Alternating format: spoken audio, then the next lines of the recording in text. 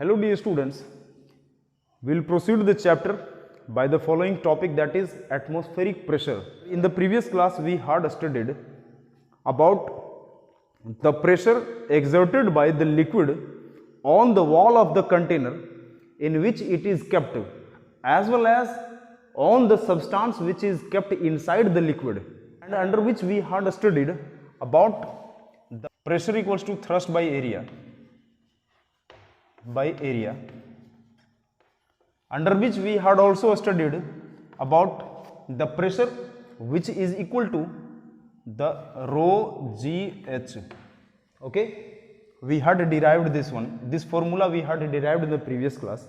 Those who have missed the video, please go through that. Let us recap the topic, that is the pressure is nothing but the thrust acting per unit area, in which we had studied the differences between force and thrust. Thrust exerted per unit area of a substance is your pressure, which is equal to the rho gh. Here rho is the density and g is the acceleration due to gravity and h is the height of the column. Now in this episode we will proceed the chapter with the following topic, that is atmospheric pressure. Atmospheric pressure is nothing but the thrust exerted by the atmosphere per unit area of the surface of the earth. surface area, अर्थ के surface पर जो per unit area जो thrust लग रहा है, thrust means the perpendicular force, the perpendicular force which is acting per unit area of the surface of the earth is called the pressure, that is the atmospheric pressure. Okay, so we will take here some of the examples. Let us take one example in which a tin can is there. यहाँ पर एक tin can है, इस tin can के भीतर, ये खुला हुआ tin can है, opened, this is opened. इस खुले हुए tin can के भीतर जो atmospheric air है, whatever the air is there, इसके भीतर जो atmospheric air है, बाहर में जो एटमॉस्फेरिक एयर है, ये दोनों अभी आइसोलेटेड सिचुएशन में है.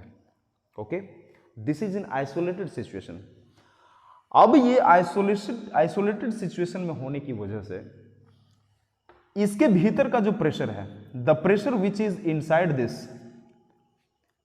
Okay, and the pressure which is outside this container, both are equal. Pressure 1 is equal to pressure 2. भीतर का प्रेशर एंड बाहर का प्रेशर, इसको 1 2 नहीं, इसको इनसाइड एंड आउटसाइड ले लेते हैं. This is inside and this is outside. The pressure inside the container is equal to the pressure outside the container. Okay, now suppose इसको हम किसी बंसन बर्नर या कि provide an external heat energy on this, external thermal energy इसको दे करके यदि इसको गर्म कर दिया जाए, then as we know according to the kinetic theory of matter, किसी भी सब्सटेंस को गर्म करने से वो एक्सपैंड होता है. So the air which is inside it, इसके भीतर जो एयर है, एयर का छोटा छोटा मॉलिक्यूल्स है, it will gain kinetic energy. ये काइनेटिक एनर्जी को गेन करेगा. काइनेटिक एनर्जी गेन करने की वजह से इसके भीतर में जो भी एयर पार्टिकल्स है, उस एयर मॉलिक्यूल्स के भीतर according to the kinetic theory of matter, इसके भीतर जो ड्रिफ्टिंग आएगा, डेंसिटी इसका घट जाएगा. Okay, the density of the air which is inside this will decrease, density decrease करेगा. और ये क्या करेगा कि फैलेगा, इट विल एक्सपैंड.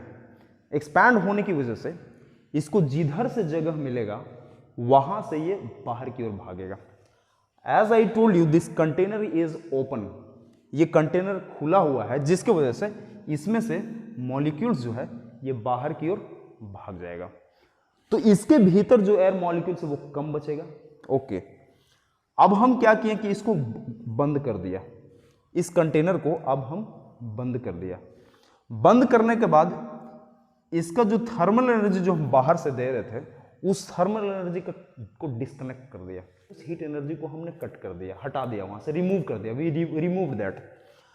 अब होगा क्या कि ये जैसे जैसे ठंडा होगा, ये जैसे ही ठंडा होगा, या फिर इसके ऊपर पानी डाल दिया जाए कूलिंग के लिए, तो इसके पास जितना भी मॉलिक्यूल है वो मॉलिक्यूल सफिशिएंट नहीं है सारे स्पेस को भरने के लिए। जब ये ठंडा होगा, जिस टाइम ये ठंडा होगा, आफ्टर कूलिंग इट, एयर का जो फिजिकल प्रॉपर्टी है उसकी वजह से ये अपना पहले का प्रेशर को रिटेन करना चाहेगा, जो इसके पास है नहीं। क्योंकि इसके पास प्रेशर कब था? जब डेंसिटी ऑफ मॉलिक्यूल ज्यादा था। इसके पास डेंसिटी ऑफ मॉलिक्यूल्स ज्यादा था, मॉलिक्यूल्स कम हो गया तो इसका प्रेशर जो रिजल्टेंट प्रेशर जो ठंडा होने के बाद इसका डेंसिटी फिर बढ़ेगा।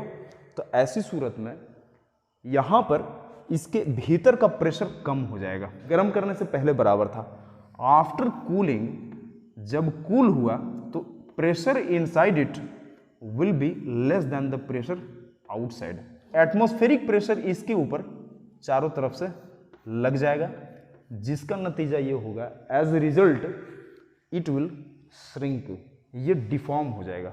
एटमॉस्फेरिक प्रेशर को जो काउंटर बैलेंस करने के लिए इसके पास जो प्रेशर होना चाहिए वो प्रेशर नहीं रहेगा, जिसकी वजह से एटमॉस्फेरिक प्रेशर डोमिनेट कर जाएगा और ये श्रिंक कर जाएगा। ओके, ये कोलैप्स कर जाएगा, ये इस तरह से सिकुड़ जाएगा।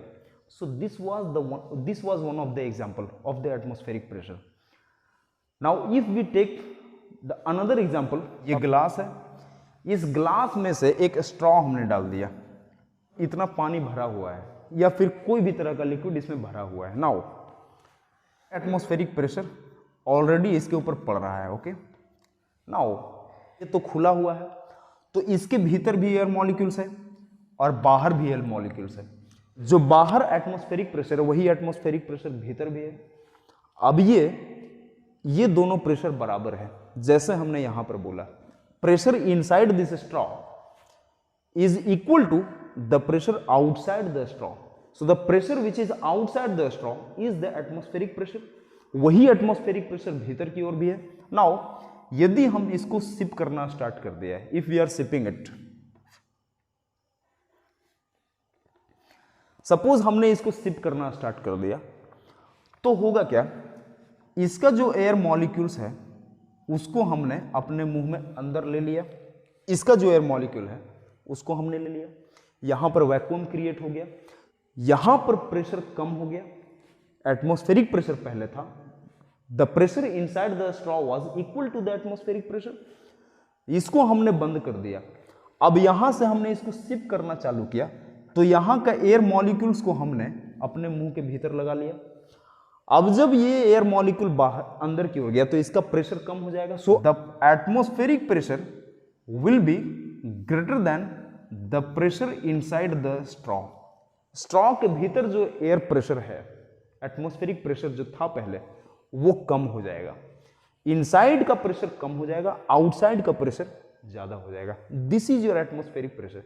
ज्यादा होने की वजह से ये इसके ऊपर जब प्रेशर लगाएगा तो यहां का मॉलिक्यूल, ये आसपास का जितना भी मॉलिक्यूल है, ये इसके भीतर बहना चालू कर देगा, इसमें घुसना चालू हो जाएगा।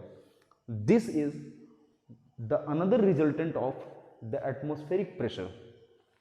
If we take the example of बाहर का प्रेशर, एटमॉस्फेरिक प्रेशर को काउंटर बैलेंस करने के लिए हमारा जो भीतर, बॉडी के भीतर जो ब्लड का प्रेशर है, that blood pressure is enough to counter balance the pressure which is exerted by the atmosphere on our body. Earth का सरफेस को छोड़ करके बियॉन्ड इट चले जाते हैं। तो हम एग्जांपल ले सकते हैं किसके, एस्ट्रोनॉट्स का। एस्ट्रोनॉट्स ऊपर में स्पेशल सूट जो पहनते हैं, वो स्पेशल सूट्स के भीतर, ये जो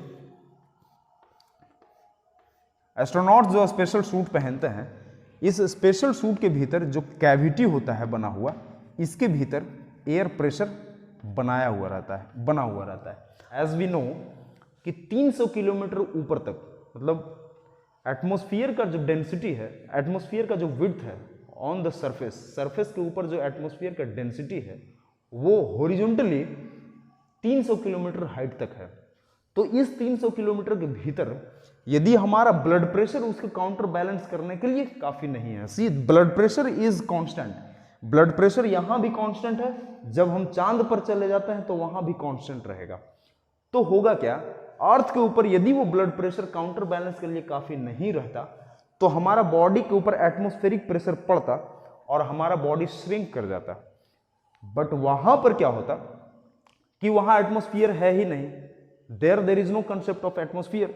जब हम अर्थ पर खड़े हैं तो जितना ब्लड प्रेशर हमारा है उतना ही ब्लड प्रेशर वहां भी रहेगा, तो अर्थ पर हमारा बॉडी श्रिंक कर जाएगा, because the blood pressure will be less than the pressure, the atmospheric pressure से कम हो जाएगा, तो ये श्रिंक कर जाएगा। ओके, बट यही यदि हम बाहर चले आते हैं, ये 300 किलोमीटर से ऊपर चले जाते हैं, यदि हम चांद पर चले जाते हैं, या फिर ऐसे कह सकते हैं कि astronauts are not using this special suit, तो ऐसी सूरत में क्या होगा कि ब्लड प्रेशर जो है, the blood pressure which is inside the body will be greater than the pressure over there. Outside का जो प्रेशर है, वहां पर एटमॉस्फेयर नहीं है, जिसकी वजह से वहां पर प्रेशर है ही नहीं, तो जब वहां पर एटमॉस्फेरिक प्रेशर नहीं है तो ये हमारा ब्लड प्रेशर ज्यादा हो जाएगा, तो हमारा बॉडी फैलना चालू हो जाएगा। तो astronauts those who are going there, वो यदि स्पेशल सूट नहीं पहनेगा तो उसका बॉडी फैलने लगेगा और ब्लास्ट कर जाएगा। इस वजह से ये स्पेशल सूट का जरूरत पड़ता है। If you have any problem, आप कमेंट सेक्शन में कमेंट करो। अगले क्लास में हम बायोन फोर्स की बात करेंगे, अब थ्रस्ट की बात करेंगे।